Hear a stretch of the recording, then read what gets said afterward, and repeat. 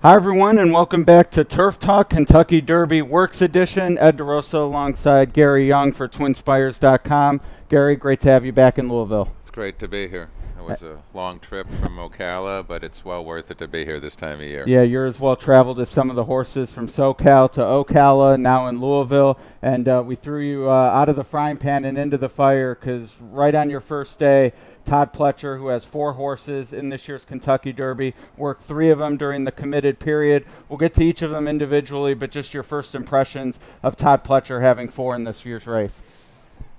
He's going to be a Hall of Famer. I mean, he gears his stable towards the Oaks and the Derby every year, and you know, it's a testimony to his ability and his staff that he has quite a few contenders every year in this race, and such is the case this year. Yeah, and 4 contenders, all I think with legitimate chances, certainly earned their way in. They won their respective final races. We'll start with Magnum Moon, Apollo Curse, Undefeated. Todd gave each of these 3 horses a little different looks based on the workout. Magnum Moon inside, pretty spiffy breeze through the wire, galloped out. What'd you think?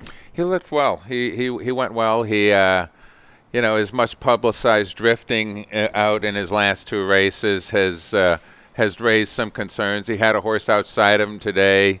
He definitely got the best of that horse the last 1/8 of a mile.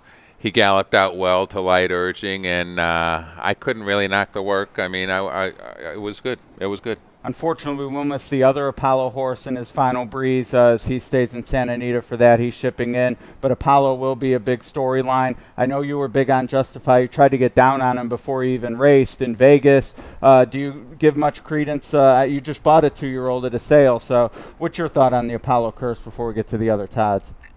It's 104 years is a long time. Yeah, 138. 138 years, yeah. I'm sorry. Even longer. Yeah. It's going to happen someday. I do think this is a very immensely talented horse. Nothing he has done has surprised me, and I think in the Santa Anita Derby, I think Bolt the Arrow is a pretty nice horse, and he handled him rather well. It can be argued that Bolt the Arrow bounced a little bit off his comeback race, which was a hard race in the Lewis against Mackenzie.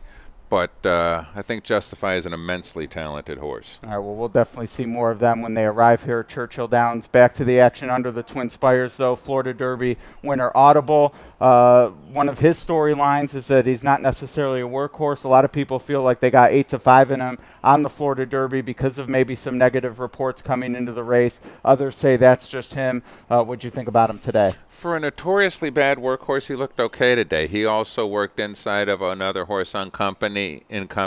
He did require a little bit of scrubbing late, but he was best, and his gallop out was okay under Javier Castellano.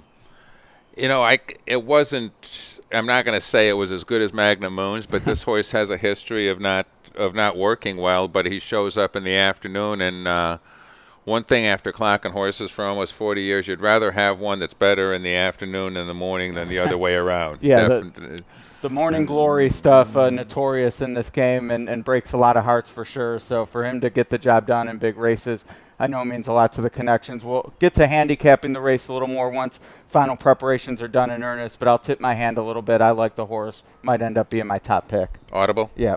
I can't blame you. I mean, you have top connections, and he doesn't do anything wrong. I mean, he's and he's got more experience than a lot of the other top contenders, namely Magnum Moon and Justify. For sure. One horse who has done maybe a little wrong in some eyes. He took a lot of money in stakes races at Tampa and disappointed. Turned things around in the Wood Memorial. Vino Rosso got his last drill for the Derby, and a little different than the other 2. He was outside of horses and started behind. What'd you think of his move? I thought he went okay. Johnny V was on him, and he just he got the best of the horse late, galloped out okay.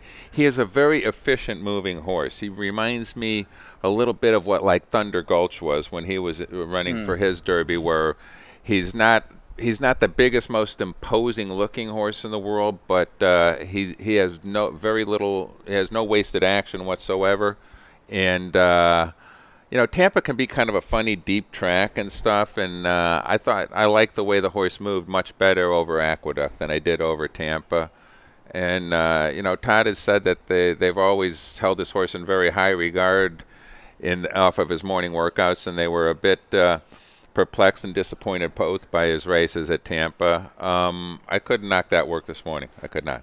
Yeah, and Thunder Gulch, the winner 23 years ago, and that's part of why we bring Gary here. He has that perspective, can dial it back in the memory and know, and Todd Pletcher very involved in that horse as well, his assistant for D. Wayne Lucas. So a little bit of a reverse. Thunder Gulch disappointed in his last effort into the Derby. Vino Rosso maybe putting it together in his last effort. Exactly.